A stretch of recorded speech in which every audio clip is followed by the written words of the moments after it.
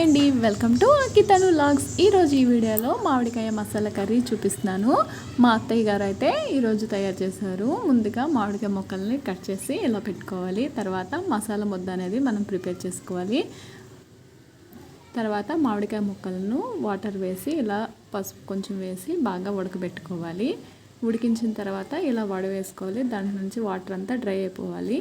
తర్వాత ఒక ప్యాన్లో ఆయిల్ వేసి, ఇప్పుడు ఈ ఆయిల్లో ఆవాలు, జీలకర్ర, పచ్చిమిర్చి, ఉల్లి ముక్కలు కొంచెం వేసి బాగా ఫ్రై అయ్యాక ముందుగా మనం ప్రిపేర్ చేసుకున్న మసాలా ముద్దను దీంట్లోకి యాడ్ చేసుకోవాలి.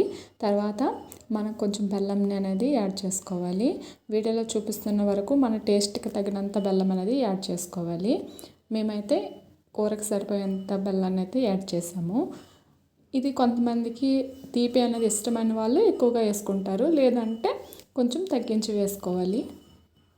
కూరకు సరిపోయేలాగా కొంచెం పసుపు, అలాగే కారం, మసాలా, అలాగే సాల్ట్ అనేది యాడ్ చేసుకోవాలి.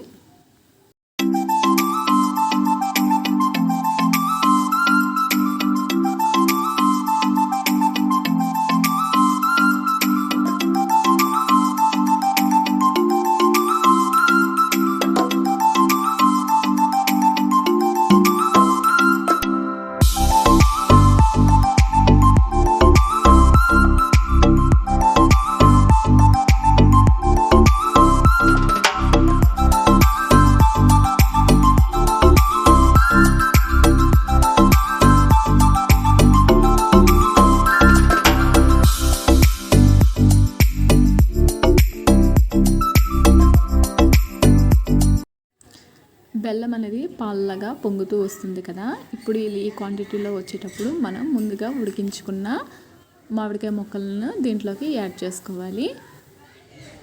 వీడియోలో చూపిస్తున్నట్టుగా చూడండి, బెల్లం అనేది ఇలాగా బుడగలుగా రావాలి. సో అప్పుడే అది మనకి బాగా ఉడికినట్టు.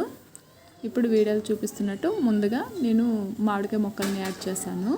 ఇప్పుడైతే టేస్టీ మామిడికాయ మసాలా కర్రీ రెడీ అయిపోతుంది. ఈ వీడియో మీకు ఎంతమందికి నచ్చిందో లైక్ చేయండి, షేర్ చేయండి. నా ఛానల్ని తప్పకుండా సబ్స్క్రైబ్ చేయండి. Thank you to all.